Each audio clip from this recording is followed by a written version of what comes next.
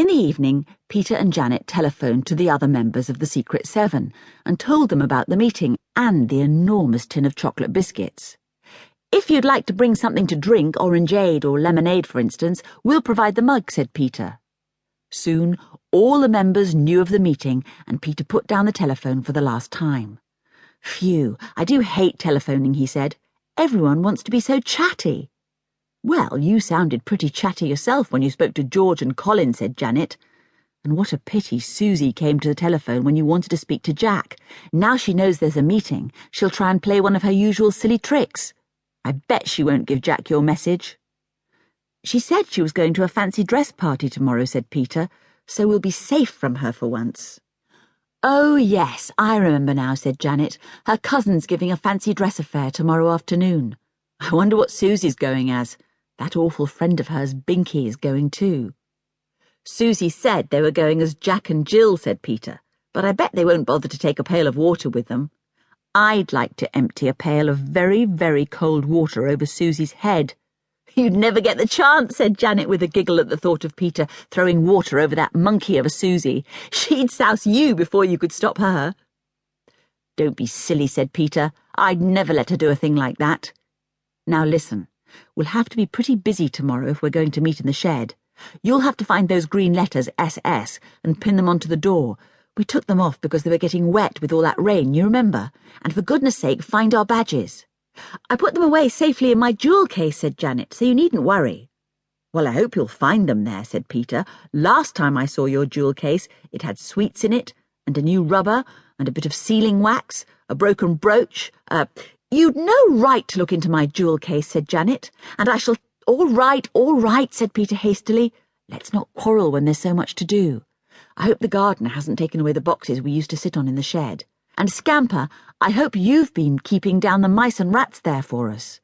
I should feel very ashamed of you tomorrow evening if a few rats came to join us." "Ugh, what a horrible thought," said Janet. Scamper gave a loud bark at the same time, as if to tell her that all the rats and mice had been safely dealt with. He decided to go down to the shed the first thing next morning to make quite sure there wasn't even a sniff of them. It was very pleasant next day to turn out the old shed and make it tidy and clean. The gardener popped his head in at the door, grunted, and went away again, nodding his head in approval of all the tidying up going on. "'Bout time, too," they heard him mutter as he went up the path. Janet looked round the clean shed, pleased with their work. Boxes to sit on, mugs on the little shelf ready for any drinks that were brought, 7 little plastic plates for the biscuits, 1 for each member, the tin itself standing proudly on a little box of its own, and an old rather raggedy rug on the earth floor. "Nice," said Janet. "The shed smells a bit of apples, doesn't it, Peter? There were some stored here in the winter, you know. I've put the SS on the door. It's a pity the shed has such a small window. It makes it rather dark in here. But it's not dark enough for candles, is it?" "No," said Peter. "Anyway, Mother gets scared if we have candles down here. Says Scamper is sure to knock one over, and then up would go the shed in flames, and the fire engine would come, and we'd have the most exciting meeting we've ever had," said Janet. The meeting was to begin at 5 o'clock, and at 5 to 5, Peter, Janet, and Scamper were sitting in the shed, waiting.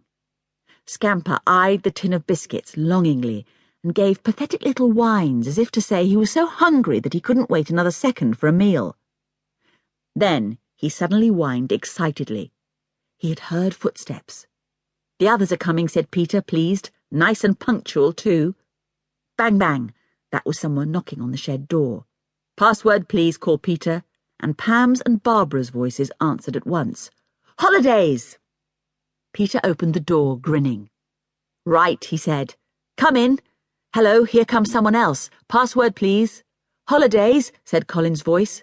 No sooner was he in the shed than there came another knock. This time it was George. "Password," shouted Peter. "Peter, is it holidays?" asked George. "Thank goodness it is. Hey, isn't it nice to be the Secret Seven again? Are we all here? It's a bit dark in the shed this evening." "Only Jack to come," said Peter. "I think I can hear him now. Yes, here he is. Password, Jack." "Holidays," came the answer, and then the door was shut on the Secret Seven. The meeting was about to begin. And then, very surprisingly, Scamper